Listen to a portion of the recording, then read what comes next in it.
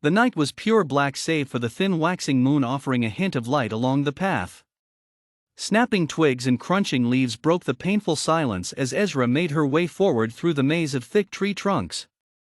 She paused and looked around. Where was I going? Scoffing the question away, she continued. A chilly breeze blew across her face and seemed to run the length of her spine.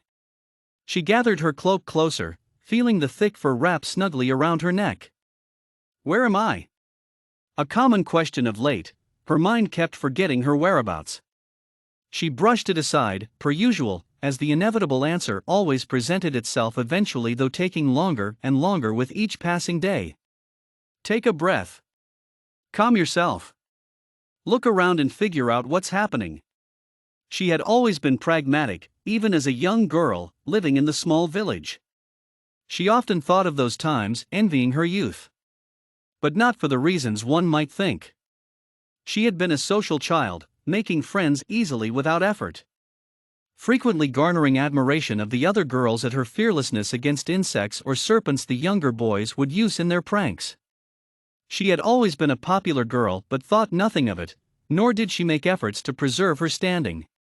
Examining her surroundings, she made a checklist, much like a detective. Darkness, the moon, thick bare trees, chilly breeze, a faint sound far away. Perhaps an animal? But where am I going? What am I doing here? Smelling the air slowly, she was reminded of a familiar scent. It was coming from the east. Ha! She had figured it out. Turning, she marched forward triumphantly. When did I lose my confidence, she pondered. There hadn't been any clear markers in her life that would indicate a clear answer. It had seemed to fade away with time. Bit by bit, as society turned its eye, she had grown more isolated, oblivious to its happening. Smaller moments in time gathered up like flakes of snow forming a pile, growing into a mountain. It had started simply enough. Her food smelling strange and causing the girls to move away from her table or insist they had eaten earlier. The annual practice of dressing up in black robes and painting their faces green. Watching movies where innocent children were made into pies. Studying the past of people testing theories by lighting others alive. Bit by bit, she had learned her place and had relented her position in the hierarchy, moving to the background, isolated in the shadows. Her world had shrunk ever so delicately with time. Weekends used to fly by in a blink, but now stretched out seemingly engulfing the rest of the week, and she found herself looking forward to upcoming weekdays, if only for the interactions with others.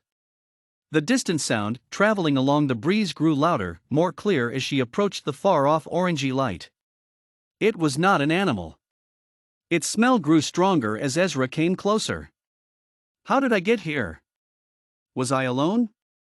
The question nagged at her. Normally, she was assured that her comings and goings were solitary, but tonight felt differently. She had not been alone, something was happening this evening. Something she should remember. Weaving past the trees, she recognized the flickering orange light as coming from a fire. The crackles and faint smell of burning hinted at a gathering of some kind.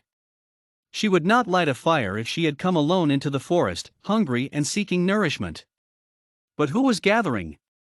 Did they expect her? Were they waiting? As she crept closer, scanning the upcoming clearing, she could not find any figures amongst the trees. The fire burned steady and full. The moaning noise, now clear, had come from beside the fire. She peered out from behind a thick trunk and saw a thick wire cage housing a young girl, no more than 12. The girl looked terrified, her wrists bound and sweat dampening her hair and face, causing it to shine in the firelight. She knelt down, head bowed, tears gliding down her cheeks onto her knees. Ezra stepped into the clearing, silently approaching the cage. The girl sniffled and continued her soft moaning, oblivious to her observer. Ezra lifted her nose and inhaled slowly, letting her head tilt back, and eyes gently close as her nostrils filled with the sweet scent. The girl gazed upwards and immediately began panting. Please, please help me. You have to help me get out of here. Please, please. Ezra approached the cage, which was now rattling as the girl inside tried to move to her feet. Raising her hands up to the cage bars and shaking them wildly, she pleaded with Ezra. "They'll be coming back soon. You have to let me out. Open the cage. You have to let me out. Please, let me out." A flicker of recognition crossed over Ezra's face, and suddenly, it was all clear.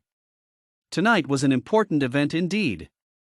The ceremony would be commencing soon, she realized, noting the height of the moon. A wave of calm overcame her, as her memory returned. The girl in the cage began breathing rapidly, frantically looking this way and that, as dark figures approached from out of the thick forest. She began to hurriedly moan, and shake her head no, as her eyes grew wider. Ezra inhaled deeply, the juicy droplets of sweat glided down the girl's face, causing Ezra's stomach to awaken. The girl would make an excellent meal as her blood pumped rapidly throughout her mouth-watering organs. The figures emerged one by one, eyes glued to the trapped animal, flickers of delightful anticipation crossing their faces. The girl's moans became piercing yelps while her breathing became shorter and more rapid. This pleased the group further as they began noting each other. Silent nods and raised eyebrows of acknowledgement hopped around the circle. Moving together as one, they silently stepped closer and closer, the opening in the forest, containing the fire and cage imploding into thick blackness.